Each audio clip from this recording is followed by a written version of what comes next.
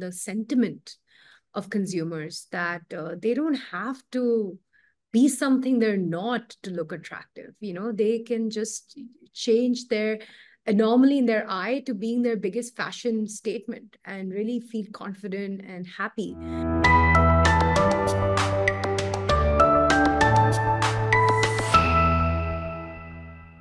Hello Yes. and welcome to another episode of 8.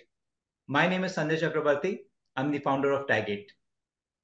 In today's 8 episode, I have with me a lady who's completely changing the dynamics of the Indian eyewear industry. I'm delighted to have with me Priyanka Gupta, director of GKB. Priyanka, thank you for coming in. Thank you so much, Sanjay, for this opportunity. I'm very excited to talk about the eyewear industry with you today, as well as what we do with GKB. So really appreciate this opportunity and hope to have a very nice, candid conversation. Let me get to the first question. One breath, who's Priyanka? Priyanka is a lot of things, to be honest. Priyanka has very facets to her personality, but I would say Priyanka is someone who is a go-getter, and she's very I would say multifaceted, cultural, because I as a human being, I don't resonate with one nationality, one culture.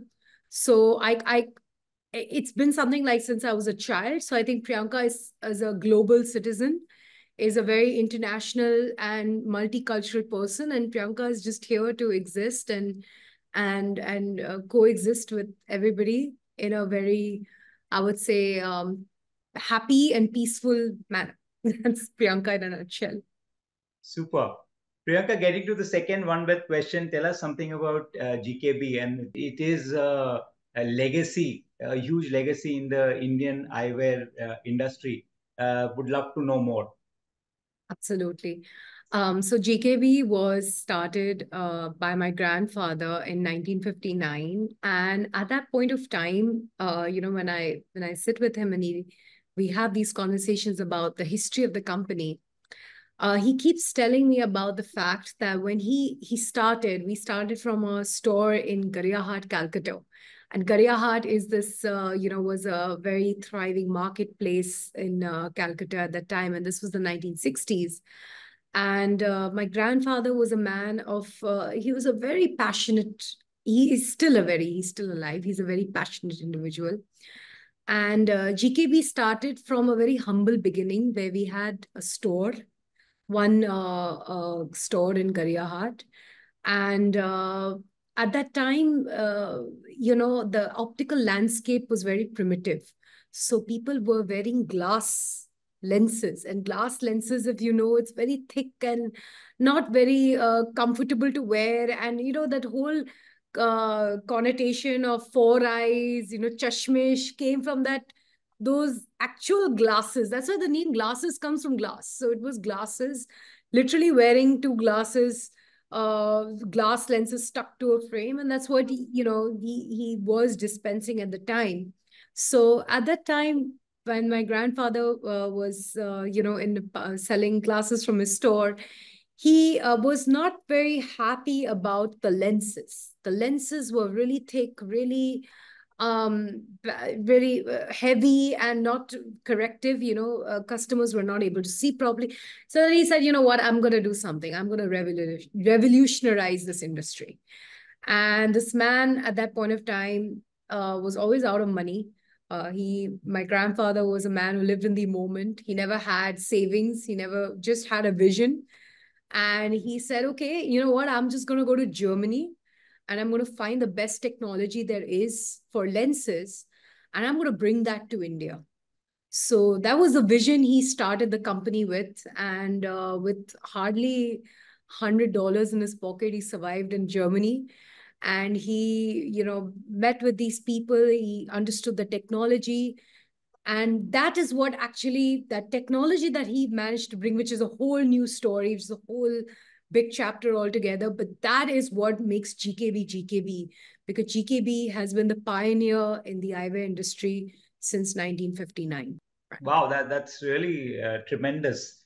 So, with the new paradigm shift that is happening rapidly, and with the likes of Lenskart, which traditionally started with the whole internet kind of a thing, has suddenly moved to a completely offline model, significant offline model as well.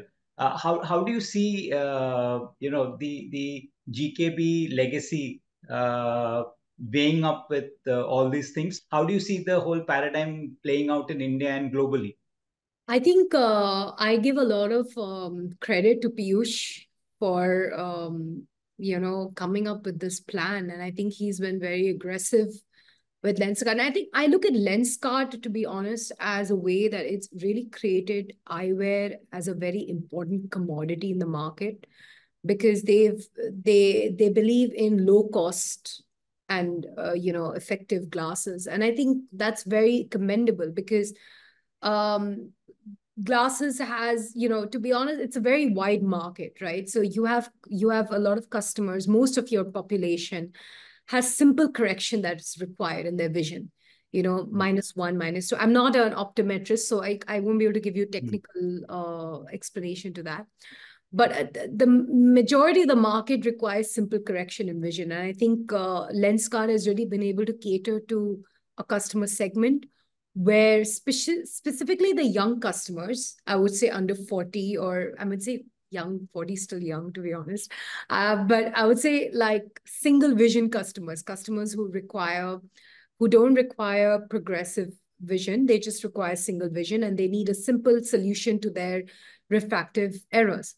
So I think Lenskart has been able to capture that market, and it's also introduced an element of fast fashion by saying that you can have multiple pairs. Why do you need one pair of glasses? You can have multiple pairs for multiple occasions. And I think that's great, because I see that nowadays, because of the work that Lenskart has done, eyewear as an industry has been more highlighted, which was not highlighted, I would say, 20 years ago as aggressively. So I feel that, for GKB, we with Lenskart coming in, we've got a lot of learning from the market as well, and we've got a lot of learning from the way the consumers are reacting. So we've seen that with the Lenskart taking that segment of customers, a much broader segment of customers. Majority of the customers who have started wearing Lenskart, because of the price, because of the efficient, the quick solution to your vision care, now want to upgrade to a better experience. We see the luxury and premium market in India really growing exponentially since COVID, and it's also because of the consumer buying sentiment. So with entering the market, if a consumer wants to wear a pair of glasses, they start with Lenskart. And then after that, obviously, any person out there has an ambition to have a better solution, to have a better brand, look nicer, have nicer lenses, because they with more disposable income coming, nobody is 100,000% satisfied that, okay, they're not aspirational for Lenskart. Of course, Lenskart is there, and they find it very convenient and fashionable, and it's like, it's a small purchase, but of course the aspiration will continue. And that's where we see that market coming up, to where we can upgrade them to GKB. So as Lenskart will be a very dominating field in the, I would say, the budgeted segment, the aspirational segment will definitely come up, and they will, that's where GKB stands as a clear distinction to Lenskart, because in terms of our business model, our customer service, our lens portfolio, as well as our brands, our frame brand selection is far more, I would say, niche and far more aspirational than Lenskart. So that's where we see that Lenskart and GKB, we hope that in the future will be the two dominant, I would say, brands in the market for customers looking to buy eyewear and upgrade their eyewear as well. Super. I'll get to the next question. You interned at GKB, then Yes. studied in the US, and with a small stint, 3 month stint at SLR as well. Which Yes, pretty much yes, is the absolutely. cutting edge of the eyewear industry, I would say, globally. And then coming Yes. back into Calcutta, how difficult was it for you to really cement your place? And I've worked, we work together, and I've spoken to your team members, and they all have very high regard for you. How do you cement that place? Because obviously there is a lot of baggage that comes along when you started work. So I'll be very candid, Sanjay. Um, when I was 18, when I was a kid, I actually don't want to I don't want to do business. I wanted to do theater. I wanted to do acting. I was very, multicultural. I wanted to travel and, understand people from a deeper level. And that's kind of who I am internally, actually. As a human being, I'm someone who is not aggressive like a businessman is. Like businessman, it's all about money, right? I'm not gonna lie, business world is like that, right? It's all about the bottom line. It's all about, what you can get out of someone. And I grew up in a family where every single day when I would wake up in the morning, I would hear my parents, not my mom, but my dad, my grandfather, my uncle, like debating at, like, over breakfast, or like what they feel is right, and they're shouting and debating, and I would wake up in the morning, and I was just gonna go to school, and I was just thinking, like, this is not something I want to do with the rest of my life. I want to have a more peaceful relationship with my family members, at least. That's all I wanted. Until I think something they saw, they were really keen that the next generation comes into the business. And I am a very free spirited person. I can't be chained down to one thing. And that's when my grandfather was like, no, but we need you, you have to come back, and you go to the US, but you come back. And I said that I'm going to the US. At least let me try to be in the US for some time. They didn't. They were really, and I think now when I look back in retrospect, I feel like maybe they saw something and they believed that the next generation needs to be able to create change, and they really believed, and they really had their hopes up. And and at that time I just came back, and I had something lined up in the US. I was going to work for a company, do their CRM for them and all that stuff. And I was like, you know what, I want to make my own money. I want to live in the US. I want to, like, like rough it out a little. My dad was like, no, you have to go to do an internship with SLR. And then, he was really keen. And of course, I did it because I have been associated with this industry since I was 17, 18 years old. So it comes naturally to me. But I always felt like, there's more out there, which is what I wanted to do back in college. But somehow, mystically, I think the universe always works its own way. And I just didn't end up getting the job. So I came back from to India for the interim time being, and I was thinking I'm going to go back. I had my OPT kind of ready in the US. And these guys called me up and they're like, sorry, we have to, like, rescind your application. Just some internal error with our company, and we can't, like, hire you, etc., etc. Maybe they were trying to, like, like, lay off people. And then I didn't have anything lined up. And I was in Calcutta in India. And I was like, okay, either I try my heart out and go back to the US, or I work here and I really make something worthwhile. And I think a lot of personal reasons led me to that. It was just a timing. I think it's just one day I just woke up and I went to my dad and I said, you know what? I think 2 months I was not doing anything. And that is something for me that drives me nuts. Like, I'm not a kind of person who can just take it easy in life. So I went out to my dad and I said, listen, you give me any job in your company, give me anything, I will do it. But I just want to work. And I will prove myself. Like, I don't know. I think my job, like, I think I studied marketing, whatever. But then he said, okay, you come tomorrow morning and we'll work something out for you. And because he thought mentally, I'll go back to the US, I'll work a few years, maybe I'll come back, not come back. He made peace with it at that time. But then after that day, I think that was somewhere on July 17th, I never looked back. I never looked back. I said, you know, what happens, I'm just going to make it, because it just, I feel like a lot of people can tell you to do something, but until and unless you know in your heart of hearts, this is meant for you and you're going to give your 100% to this, it's never going to happen. So I think that's when the turning point came in, and I've been working since. Yeah. Extremely interesting and candid. And my first reaction was that, with this background, especially, how do you get the entire team to rally around you? I'll tell you very honestly, Sanjay, and I'm a very candid person. I can't be pretense here. I I still don't know how it works, to be honest. I ask myself that question. Because I'll tell you, I'm a third generation. I'm not necessarily an entrepreneur, right? My grandfather was an entrepreneur. My dad is an operations guy. He's a Excel guy. Okay. He's all about Excel. Probably this entire presentation will also be recorded on Excel if he was doing this. And I am like, I'm a people's person. Like I'm a very like, like, so when I joined in, I was 22, and that too, a 22-year-old woman in a boardroom full of men who are like above 40. And I was like, listen, can we do this? In And Calcutta. in Calcutta, okay.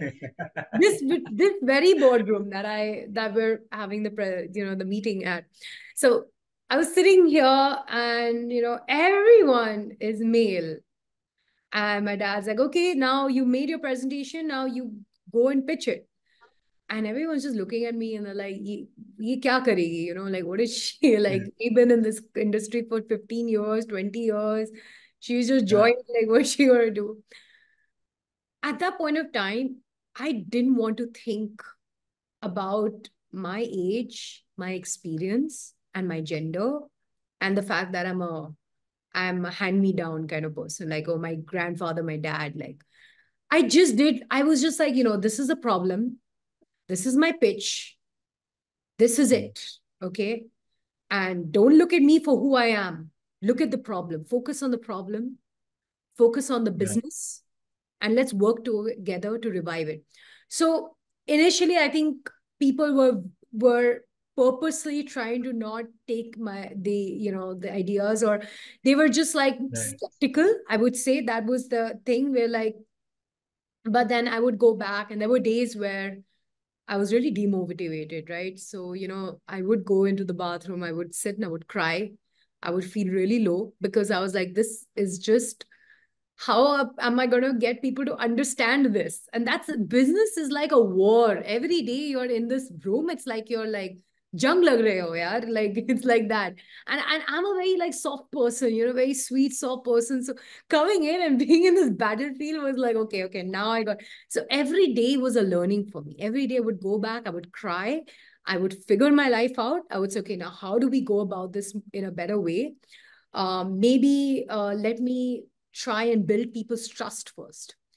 So I did that gradually. I would go and I would sit with people. I'd say, okay, how can I help you? What can I do for you? And even though I was coming from a director, and being very young, and everybody looking in me as so and so's daughter, I still made myself more accessible to people. So I said, what, like, I'm here, like, I'll come in, like, we can figure something out. And that eventually, when I started doing that, I think that's how I got people's trust, because just by demanding people's trust is not going to work. You have to earn it. Like, even if you are so and so's daughter, or you have this platform or whatever, you still have to earn people's trust. Because coming from a very, like, in America, the way we worked, and the people, the mindset, the language, the way, and here you're in India, you're in Calcutta, you gotta have to unlearn a few things. You have to unlearn. You can't be like, you're like in professional level 20, like 200, and these guys are like in like 50 or 60. You got to Yeah. come down to the level, Yeah. figure them out, and then build up with them. Like, it felt like that.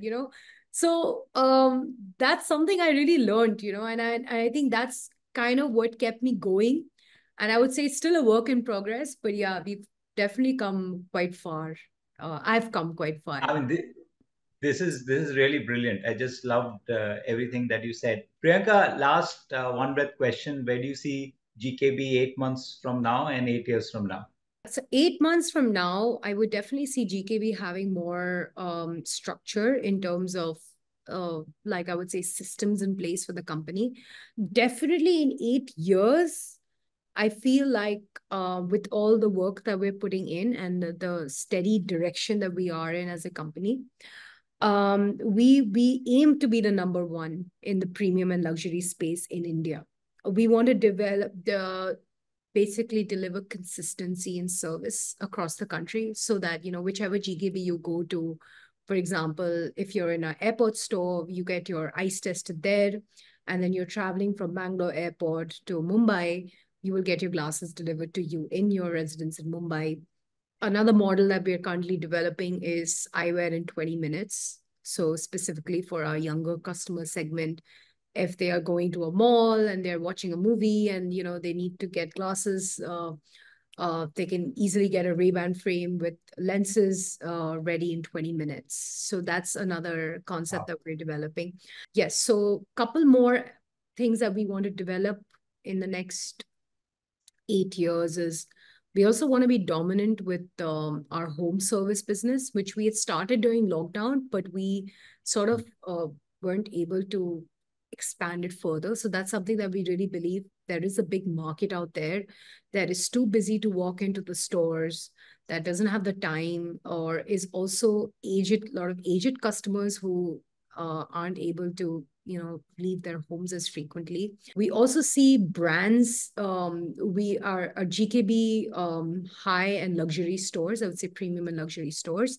We're working more aggressively with the fashion houses and with the brand teams themselves to have exclusive events, private viewings, because nowadays I feel like shopping is very experiential, right? So Mhm. customers want to have a reason to enter the store. They want to be able to feel special. They want to be able to see things they don't see on a regular basis.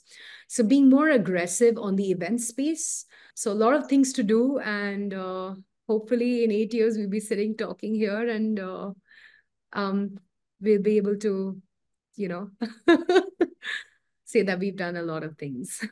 I'm sure about that, and I must mention that as far as the front end is concerned, basically the stores, some of the GKB stores that I've seen in Mumbai, especially, it is world class. I just I don't think you really need glasses to get inside. It just attracts you to go in and see what all is there, which is a Absolutely. phenomenal change, and I feel that I'm just amazed how. This entire progression has happened from the time, as you said, that there were glasses, literally glasses that were put in front of your eyes, and that's how it's called the eyewear industry kind of a thing. To now, it clearly Another seems to thing, be. I'm sorry, I just wanted to add to that context. I'm really sorry because another thing which I want to do in terms of like we really want to work towards brand strategy in terms of brand strategy, especially women. Women are not confident wearing glasses. And this is during my grandfather's time as well, where a lot of women were not getting marriage proposals because they were wearing glasses. And Mhm. they had to wear these really hard contact lenses. So hard contact lenses are actually like these really like it's literally like putting like a plastic on your eye. And that's so, Mhm. I mean, I would say that's so sad that women in particular had to go through so much just to be cosmetically more good looking to get married. And that's something that I really feel on the internal aspect of things from the brand aspect, that we want to be able to create awareness that women can be just as confident wearing glasses. They don't have to put themselves through, like, of course they wear their contact lenses, but it's not like it shouldn't be like a need that, oh, I'm not Yeah. getting married because I'm not wearing glasses, or I'm ugly because I have to wear glasses all the time. My sister, when she was 3 years old, she had an anomaly and a very unique condition where very high Mhm. astigmatism, and she had to wear glasses at the age of 3. And of course, she was the only one wearing glasses at that time. When she was going to school. Mhm. And today, it's become a part of her identity, and she feels so confident and she looks so good wearing glasses. And this is something that I want to really hope that we as a company can be able to create that change in the sentiment of consumers, that they don't have to be something they're not to look attractive. They can just change their anomaly in their eye to being their biggest fashion statement and really feel confident and happy. So, of course, the bottom line coming in that mobilizing the market and doing a lot, that's a business aspect. But from a brand aspect too, we really want to be able to make change, in the I think cast that's a as well. very significant point that you made. I just feel that you have just the vantage point, because I feel from what I've heard now, especially from you, that the eyewear seems to be in a complete transition mode from a utility to, it had already started getting into the fashion zone right now. And I feel a lot of the other products that you see around you is really taking off into a more fashion led, as the whole aspirational zone in India is rising. I'm sure you're just in the right place, right time, and really excited to see whatever is happening at your end.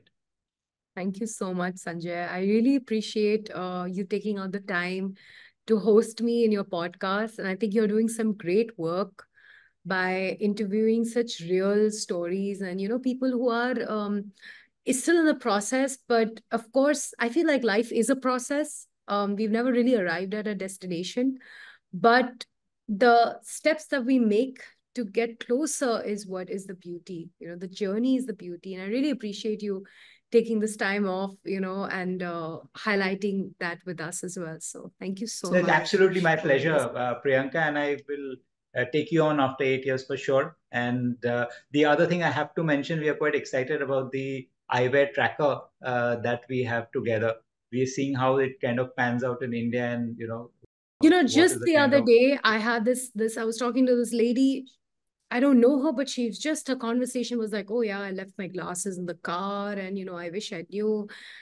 And I was like, I just thought about you at that point of time. I was like, Sanjay, there's so much that revolution that can be made with tracking device specifically for eyewear, because a lot of women and men after, when they get like older and they have reading glasses, of course reading glasses are important, but it's like the last thing people think about, but the most important thing when right? it's required. So how can really tag 8 come in, and we can work together to create that synergy, so that as soon as a person gets out, they get a trigger that you're like away from your glasses, go pick them up, you need them. And I think that's really Right. going to create a revolution out there in the eyewear space. So And I space, look so forward to doing it together. Absolutely. 100%. Thank you so much. Great. And thanks for coming in, Priyanka. It's been an absolute pleasure. I would go on record to say that this is the most candid podcast I've done so far. So thank you for that. Absolutely, it's my pleasure, and thank you for bringing out the right sentiments from me as well. I think you're a great podcaster, and we hope to do more sessions in the future. Absolutely. Take care. Have a good day.